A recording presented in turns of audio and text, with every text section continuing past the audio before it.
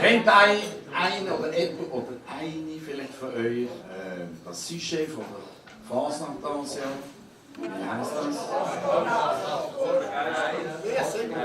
Wir sind begeistert, das war Ettige. Hallo. Wir sind alle begeistert, oder? Aber nicht so. Postulat, genau. Wie alle wissen gibt es natürlich am Viertel der Tradition einen Prolog und vielleicht auch noch einen Epilog. Einer hat sicher gelogen. Prolog, einer. Post geht ab ist ein Begriff, dass etwas läuft mit Schliff. Man hat ein riesen Vergnügen, bis sich alle Balken biegen. Sei es drin oder auf der Strasse. Es ist einfach immer etwas los. Im negativen Sinn wäre es schlimm, wenn Raketen abgehen von dem Kim. In Davos am WEF geht ein in die Kür mit seiner aufgeföhnten Scheissfrisur. Die deutschen Türken wählen im Wahn unverständlich für den Erdogan. Die Schobenbrelüten im Bundestag, als sie bald nicht im Fernsehen schauen mag.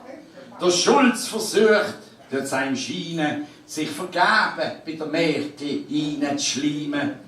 Das Seil ziehen um beste Positionen wird sich für den Bürger sicher nicht lohnen.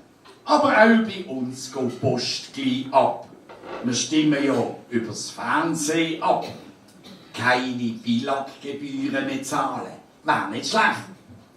Gibt es denn noch ein Schweizer Fernsehen? Ach. Ich meine, wir können es durchaus so richten und von ein paar so Sendungen verzichten. Ich denke an Glanz und Gloria, Prominenz. Auch der Schawinski kommt in Grenz. Wenn du den Zürcher siehst in der Glotze, kostet 250.000. Da könnte ich kotzen. Sicher machen wir einen grossen Spagat. Nur das Beste zahlst du heute schon separat. Und wer garantiert bei einem Nein, es bleibt beim Alten? Auf einmal heisst es doch, mehr Werbung schalten. Auf einmal, eben ja. Ich glaube bald nichts mehr. Darum bleibe ich daheim. Das wäre halt dann auch so viel, wenn ein Nein. Die richtige Post, die geht ins Ab, es tut weh. Da träumt's mir von der guten alten PTT. Der Kiosk in der Post ist bald passé. Jetzt kommt die Post im Kiosk, wirst du sehen. Postauti fahren nutzt hier auch nicht gross. Die Frau Rüff versteckt den Stutz famos. Trotz all dem Mist auf dieser Welt lassen wir uns aber für gar kein Geld für die 3 schönsten Tage vermiesen.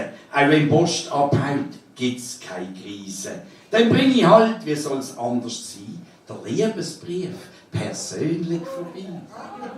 Der No geht aber über kurz und knapp. Post garantiert erst richtig ab. Das Problem ist noch einfach nur, gehöre ich nach dem Besuch auch zu den Dummen. Komme ich nach dem mehr? Also, ich und du, als wärst der Hengst bei dem MeToo. Denk positiv, wir haben es vergessen. Wir wünschen euch einen guten beim Essen und haben dann oben ganz glatte, zum Beispiel jetzt mit der Wanderratte.